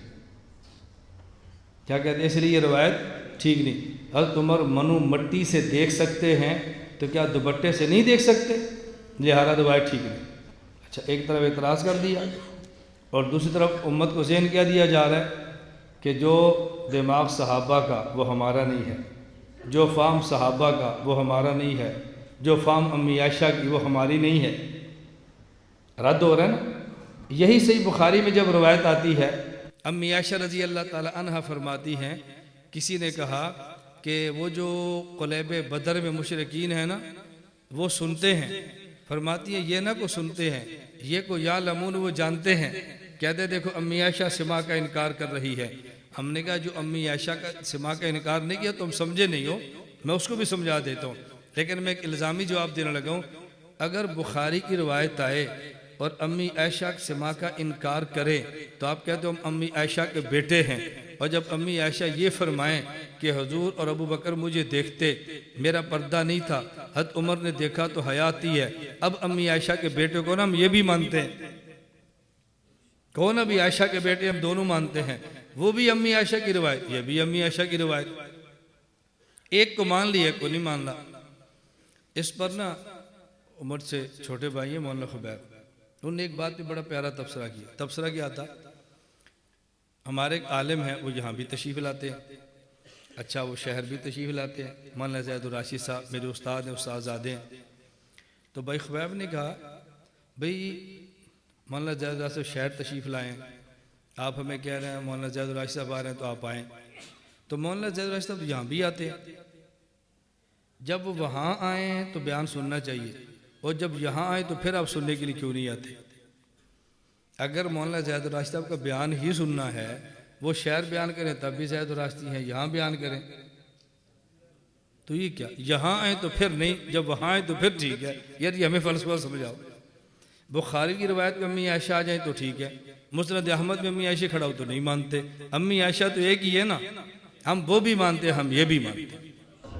اصل مسئلہ سمجھنے کا ہے۔ میں نے عرض کیا نا وقت قلت ہے، پھر مسئلہ مزید ہم کھولنے کو دل کرتا ہے، پھر وقت بہت تھوڑا ہو جاتا ہے۔ پہلے یہ بات سمجھو، یہ کہتے جی امی عائشہ رضی اللہ تعالی عنہ کو حضرت عمر منو مٹی سے دیکھ لیتے تو ایک دوپٹے سے کیوں نہیں دیکھتے؟ آپ ذرا ان سے سوال کرنا، اگر 1 میٹر چوڑا لوہا ہو، 70 میٹر لمبا ہو، ایک کونے سے آپ بجلی کا کرنٹ لگائیں، دوسرے کونے تک بجلی پہنچ جاتی ہے، لیکن اگر درمیان میں آدھے انچ کا ربڑ ہو تو پھر بجلی نہیں گزرتی۔ کوئی بندہ پوچھے 1 میٹر لوہے چوڑے سے گزر سکتی ہے، آدھے انچ کے ربڑ سے کیوں نہیں گزری؟ آپ کا یہی سوال تھا نا، منو مٹی سے دیکھا ہے تو ایک دوپٹے سے کیوں نہیں دیکھا؟ ہم پوچھتے ہیں یہاں سے بجلی گزری ہے، اگر تھوڑا ربڑ آ جائے تو کیوں نہیں گزری؟ جو جواب تم دو گے وہی جواب ہم دیں گے، لیکن میں کھول دیتا ہوں تاکہ آپ الجھن میں نہ رہو۔ ہم الزامات سے تحقیقات پہ آ جاتے ہیں تاکہ بات کھل جائے۔ ہم کہتے ہیں ادھر بھی لوہا ادھر بھی لوہا، درمیان میں چمڑا آیا، جنس بدل گئی تو بجلی نے کراس نہیں کیا۔ امی عائشہ بھی انسان، حضرت عمر بھی انسان، مٹی سے بنے، وہ درمیان میں آئی تو رکاوٹ نہیں ہے، جب درمیان میں جنس بدلی ہے تو رکاوٹ پڑ گئی، رکاوٹ پڑ گئی ہے نا۔ اب سمجھنے کیا مشکل ہے؟ مسلک سمجھ آئے تو الجھنے نہیں ہوتی۔ اور یہ جو میاشہ والی بات ہے سماع موتا کی قائل نہیں تھی۔ سیرت المصطفیٰ مولانا ادریس کاندریوی نے دلائل سے لکھا ہے یہ بات غلط ہے کہ امی عائشہ سماع کی منکر تھی، امی عائشہ سماع کی قائل تھی۔ آپ دیکھو سیرت المصطفیٰ کو جا کر، اگر بعض حضرات نے لکھ دیا کہ امی عائشہ قائل نہیں ہے تو بعض یہ بھی تو لکھ دیا نا کہ قائل ہیں، تو پھر ان کو انکار پر پیش کرنا تو ٹھیک نہیں ہے نا۔ اور پھر انکار اگر ان کا مان بھی لیا جائے تو سماع عام اموات پر ہے، سماع نبوت پہ پھر بھی نہیں ہے۔ میری بات سمجھ آ رہی ہے آپ؟ میں اس لیے کہہ رہا ہوں کہ مسلک سمجھ آئے تو پھر الجھن پیدا نہیں ہوتی۔ یہ آج میں نے اس مسئلے کو اس لیے جان بوجھ کے تھوڑا سا وضاحت سے بیان کیا ہے کہ یہ مسئلہ ایک دوبارہ اٹھا ہے، لوگوں نے چھیڑنے کی کوشش کی ہے، شرارت بازی کی کوشش کی ہے۔ اللہ ہمیں یہ بات سمجھنے کی توفیق عطا فرمائے۔ تو یوں اگر عقیدے سمجھتے رہے تو الجھن کبھی نہیں آتی۔ میں دوسری روایت پہ تھوڑی سی بات کر لیتا ہوں۔ یہ جو صحیح بخاری میں ہے نا کہ امی عائشہ رضی اللہ تعالی عنہا نے فرمایا کہ تم یسمع نہ کہو، انک لا تسمع الموتیٰ کے خلاف ہے، بلکہ تم یعلمون کہو۔ اچھا سوال یہ ہے کہ وہ جو قلیب بدر اس میں مشرکین 70 جو سردار پڑے تھے، اللہ کے نبی وہاں کنویں پہ تشریف لے گئے اور فرمایا حل وجدتم ما وعد ربکم حقا، کیا جو تم سے خدا نے وعدہ جہنم کا کیا وعدہ پورا ہو گیا؟ جو ہمارے ساتھ خدا نے وعدہ کیا وجدنا ما وعدنا ربنا حقا، ہمارے ساتھ وعدہ فتح کا تھا، ہم نے پا لیا، تمہارے ساتھ وعدہ شکست اور جہنم کا تھا، یہ تمہیں مل گیا۔ تو حضرت عمر رضی اللہ نے کہا یا رسول اللہ قرآن میں ہے انک لا تسمع الموتیٰ، یہ مردہ تو سنتا ہی نہیں ہے، آپ نے کیسے فرمایا؟ اور آپ کو تعجب ہوگا اور آپ تف بھیجیں گے مصنف کی بددیانتی کے۔ ایک مولوی نے یہ لکھا کہ ہم سماع موتیٰ کے قائل نہیں ہیں، وہ تو حضرت عمر بھی قائل نہیں تھے، کیوں جب اللہ کے نبی نے یہ وہاں قلیب بدر پہ یہ بات فرمائی کیا تم نے تمہارے ساتھ وعدہ تھا تمہیں پورا مل گیا؟ حضرت عمر نے کہا یا رسول اللہ یہ تو نہیں سنتے کیونکہ قرآن انک لا تسمع الموتیٰ کہتا ہے۔ میں نے کہا بددیانتی کی انتہا ہے، اس کے آگے جو حضرت عمر نے پوچھا اور نبی نے جواب دیا اس کو تم گول کر گئے۔ اس کے بعد اللہ کے نبی نے فرمایا عمر آج یہ اتنا سنتے ہیں جتنا تم بھی نہیں سنتے۔ حضرت عمر کو اشکال تھا انک لا تسمع الموتیٰ کی وجہ سے، جب حضور نے جواب دیا عمر کا اشکال ختم ہو گیا، تمہارا اب بھی باقی ہے۔ نہیں سمجھے بھائی؟ عمر کو ایک اشکال تھا نا، جب حضور نے سمجھایا تو اشکال ختم ہو گیا، تمہارا اب بھی باقی ہے۔ حضرت زہرا صدیق کے پاس گئے، میں مثال دیں رضی اللہ عنہ کے پاس، ہمارے والد فوت ہو گئے ہیں، فدق کا باغ ہمارا ہے، لہذا فدق باغ میں سے ہمیں ہمارا حق اکا دو، ہمارا حصہ دو، میں حضور کی بیٹی ہوں۔ صدیق اکبر نے فرمایا فاطمہ میں نے خود تمہارے والد سے حدیث سنی ہے کہ تمہارے ابا جی نے فرمایا نحن معاشر الانبیاء، ہم نبی ہیں اور نبی جو مال چھوڑتا ہے لا نورث، ہمارا وارث کوئی نہیں ہوتا، ما ترکنا ہوا صدقۃ، وہ صدقہ بن جاتا ہے۔ حضرت فاطمہ الزہرا خاموش ہو گئی، دوبارہ کبھی تقاضا نہیں کیا، 6 ماہ زندہ رہی، دنیا سے چلے گئی۔ ان کو مسئلہ سمجھ آ گیا، وہ چپ ہو گئی، تم ابھی تک بک بک کر رہے ہو کہ زہرا کا حصہ کدھر گیا؟ بھئی جس کو اشکال تھا کہ میرے والد کی وراثت سے مجھے اشکال تھا نا، جب صدیق اکبر نے حدیث سنائی اشکال ختم ہو گیا، انہوں نے مانگنا چھوڑ دیا، تم ابھی تک لڑ رہے ہو، صدیق نے فتح کیوں نہیں دیا، فتح کیوں نہیں دیا؟ حضرت عمر کو سوال تھا، حضور نے جواب سمجھایا، حضرت عمر خاموش ہو گئے، تم ابھی تک بول رہے ہو، عمر سلام ہوتا کہ عمر کرتے۔ اب بتاؤ تم دونوں میں کیا فرق ہے؟ اور دونوں سمجھ گئے ہو نا؟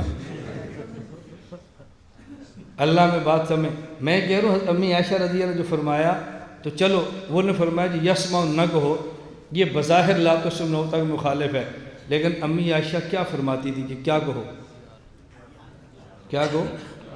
یعنی وہ جانتے ہیں، تو جانتا کون ہے، مردہ یا زندہ؟ تو تم یہ کہہ دو کہ جو قبر میں پڑے مردے سنتے تو نہیں، البتہ جانتے ہیں، کہہ دو۔ اور اگر جانتے ہیں تو پھر زندہ بھی ہیں، تو کو جی زندہ بھی ہیں، جانتے بھی ہیں، جو جانتا ہے تو سمجھتا بھی ہے نا، ہاں سنتے نہیں ہیں، پھر پوری بات کہہ دو۔ حضرت امی عائشہ کا مطلب یہ نہیں تھا، یہ بالکل ایسی ہے۔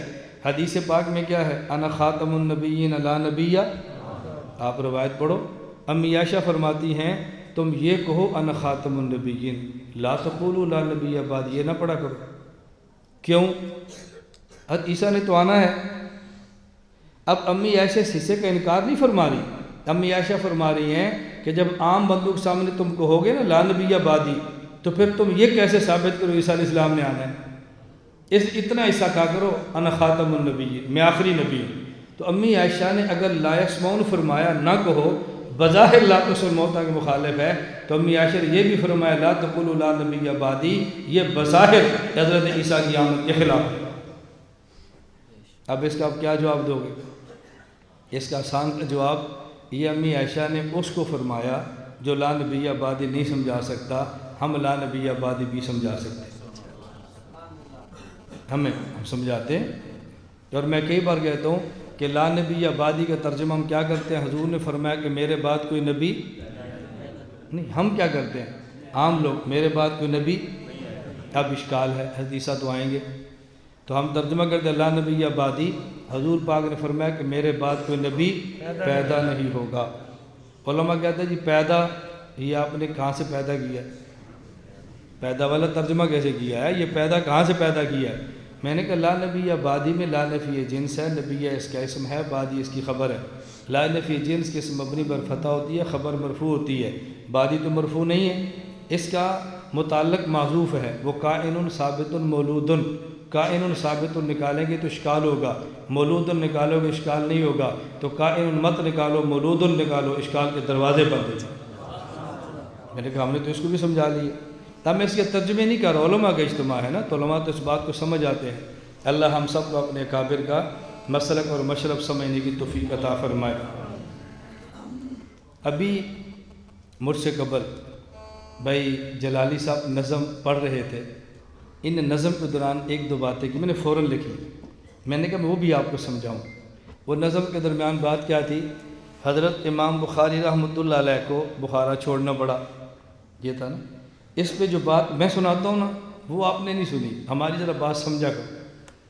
میں نے ایک جگہ پر کہا حضرت امام بخاری کے خلاف اپنوں نے پروپیگنڈا کیا، اور اتنا کیا، حضرت امام بخاری نے بخارا کے شہر کو چھوڑ دیا، اپنوں کی وجہ سے، غیروں کی وجہ سے نہیں، اور حضرت امام بخاری نے دعا مانگی اللہم ذاقت علی الارض بما رحبت فاقبضنی الیک، اللہ وسعت کے باوجود اب زمین مجھ پہ تنگ ہو گئی، اے اللہ تو مجھے اٹھا لے، دعا مانگی۔ آپ اس کو بڑی بات نہ سمجھنا، کارگزاری سمجھنا، یہ دفعہ دخل مقدر ہے، جو صبح کے بیان میں تو ان کو سمجھ آ گئی۔ میں نے کہا بات سمجھو، حضرت امام بخاری نے کہا یا اللہ وسعت کے باوجود زمین مجھ پہ تنگ ہو گئی، مجھے اٹھا لے۔ تو دیکھو امام بخاری دل برداشتہ ہو گئے۔ ہمارا اس دور کا ماضی قریب کا پروپیگنڈا ان سے بڑا بھی تھا، وسیع بھی تھا، خطرناک بھی تھا، اور ہم نے ایک بار بھی نہیں کہا اللہ زمین تنگ ہو گئی مجھے اٹھا لو۔ کیوں؟ حضرت امام بخاری کو نسبت امام شافعی کی تھی، ہمیں نسبت امام ابو حنیفہ کی۔ نسبتوں کا اثر ہوتا ہے نا، ہمیں نسبت امام ابو حنیفہ کی ہے۔ امام حنیفہ بہت بڑے دل والے تھے۔ ہم یہ نہیں کہتے انہیں غلط کہا، ٹھیک کہا، اپنے امام کی نسبت سے بالکل ٹھیک ہے، لیکن ہر آدمی کی اپنی نسبت ہوتی ہے۔ ہمیں نسبت امام حنیفہ کی ہے۔ امام حنیفہ کا بہت بڑا دل تھا۔ آپ حنفی بنو اور بڑے دل والے بنو۔ ابو حنیفہ کا مسلک پھیلانا ہے تو بڑا دل چاہیے۔ یہ اگر آپ نے شیر کا شکار کرنا ہے تو گیدڑ کے دل سے کبھی شیر کا شکار نہیں ہوتا۔ شیروں کے شکار کے لیے شیروں والا دل چاہیے۔ اور میں بارہا کہتا ہوں بحمد اللہ تعالیٰ آپ حضرات تھوڑا سا مزید چلنے دیں، اللہ پاک حالات موافق رکھے، اللہ کرم فرمائے، آپ دعا فرمائیں تو انشاءاللہ ثم انشاءاللہ میرے اللہ نے چاہا تو آئندہ نسلیں بھی یہ گلہ نہیں کریں گی کہ حنفیت اور دیوبندیت کو کسی نے بیان نہیں کیا، حنفیت اور دیوبندیت کو کھولا نہیں۔ ہمارے کابر نے بہت کچھ لکھا ہے، اب ضرورت ہے کہ یہ باتیں سمجھائی جائیں۔ دیکھیں نا، ایک مسئلے پر میں چند ایک گزارشات پیش کی ہیں، آپ بتاؤ اس سے کچھ مسئلہ کھلا ہے کہ نہیں؟ بولو کھلے ہیں نا؟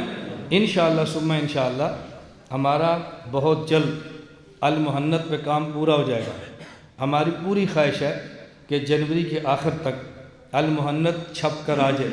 اس کے شروع میں مقدمہ، المحنت پہ اعراب، المحنت کی نئی ترتیب جب مکمل چھپ کے آئے گی تو ہم نے ارادہ نے یہ فیصلہ کر لیا ہے جہاں تک ممکن ہوا ہم انشاءاللہ ملک بھر میں المحنت کے دورے کرائیں گے انشاءاللہ۔